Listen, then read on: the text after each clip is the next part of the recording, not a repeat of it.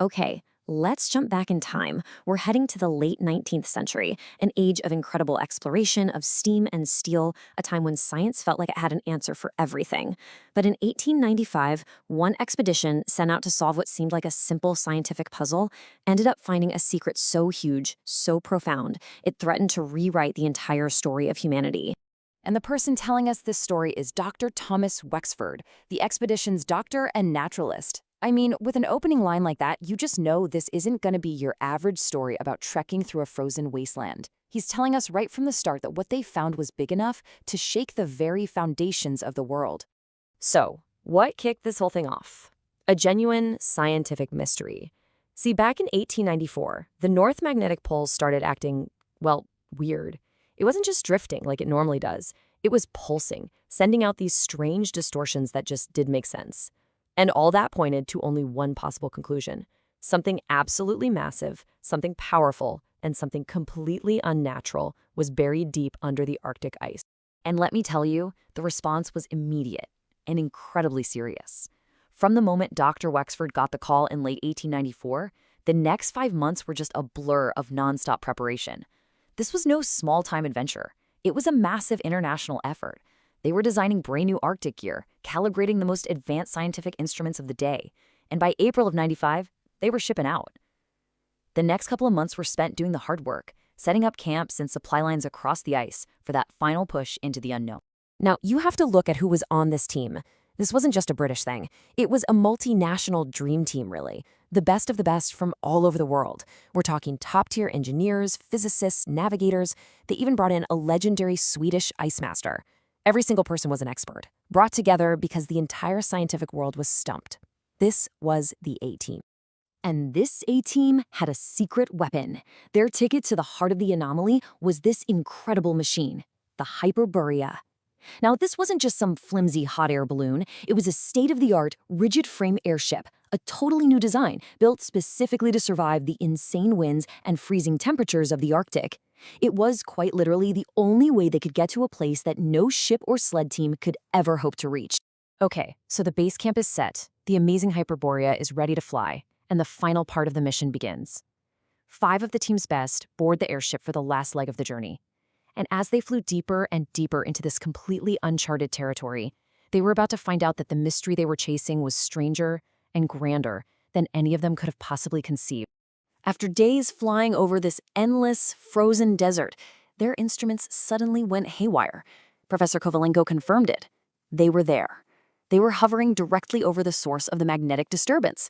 The big question, the one that had brought them all this way, was finally about to be answered. What in the world was down there? The answer, when it finally came, was simple. And it completely shattered everything they thought they knew about the world.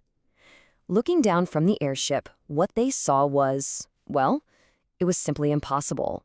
And you can really feel the shock when you compare what they were expecting to find with what they actually saw. They were looking for something natural, right? A huge deposit of iron ore, maybe some weird geological formation. But what they found was a perfectly circular shaft plunging deep into the ice. Its walls were made of some kind of smooth, dark metal, and it was radiating this powerful, pulsing energy that was clearly absolutely artificial.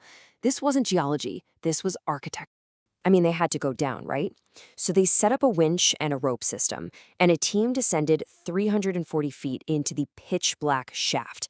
And at the bottom, whoa, they emerged into this enormous, dome-shaped chamber, 200 feet across, lined with that same strange metal, and it was filled with gigantic machinery that was humming with this ancient, immense power. You'd think that discovering a secret, powered facility buried under the North Pole would be the discovery of the century. But as they stood there in complete awe, they realized they weren't alone, and the story was about to get a whole lot crazier. Just then, a hidden door hissed open, and a figure stepped out of the shadows. It was a tall woman with stark white hair and these incredibly intense eyes, and she greeted them with those words. She knew exactly who they were, and she was telling them that they had stumbled into a place they weren't ready for. Her name was Thyra, And her claim was just breathtaking. She told them she was a guardian, a survivor from a lost human civilization, the Hyperboreans.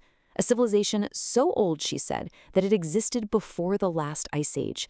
A civilization that, according to our history books, could never have possibly existed. And then Thyra proceeded to tell them a story that didn't just add a new chapter to our history. It basically threw the whole book out the window and started from scratch. She told them about humanity's first, forgotten, great civilization. And get this, she told them this facility had been running and she had been its sole guardian for 16,000 years. Just try to wrap your head around that. An unimaginable amount of time just waiting in the silent dark under miles of ice. She laid out their entire history in these 4 incredible stages.